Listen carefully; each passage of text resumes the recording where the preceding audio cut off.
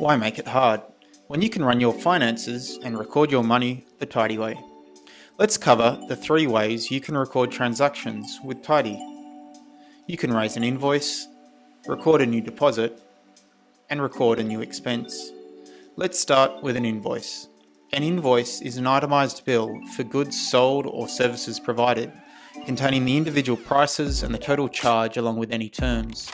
We also like to include a way for your customers to pay you. Once you have clicked on New Invoice, you will see these sections to fill out: who the invoice is being made out to, the date the invoice was raised, the date the invoice should be paid by, a reference name that makes sense to you and the customer, and the automated sequential reference number. In the detail of the invoice, for each line item we have a description, the unit price, the quantity sold, the financial category, and if you would like tax included, on top, or not charged at all. And you can then add additional line items and any attachments that might help your customers. You will then be able to see the summing up of the total amount.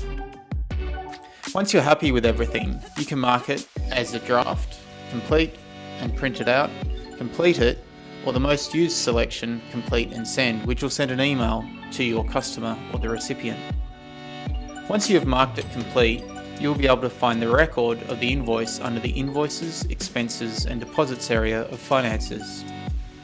More specifically, if you head to Awaiting Payment, you will find all of the details of the invoices that have been sent and yet to be paid.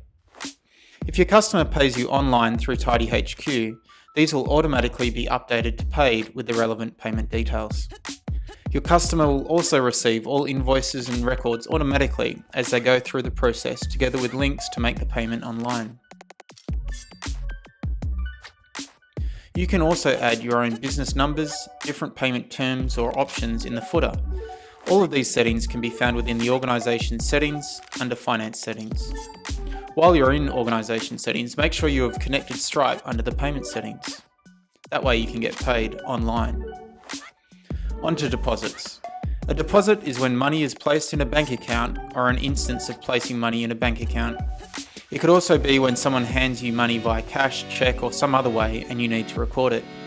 The new deposit screen works the same as the invoice, with the difference being that you can record the payment type, be it cash, cheque, bank transfer or some other means. You can also add a transaction reference. This could be the cheque number, for instance. Let's record an expense. This is a cost or charge to your organisation. Your organisation could have purchased goods, had to pay rent, bills or any other affiliation fees, for example. This form is also similar to the invoice screen, with the only difference being you can adjust the status from awaiting payment to paid. This way you can set up any known expenses in advance, or if you have time to pay it, you can record it today with a future due date. To find an invoice, expense or deposit, click on the tab in the Finances area. Here you can find all recorded transactions from invoices, expenses and deposits. You can see any outstanding items in the Awaiting Payment section.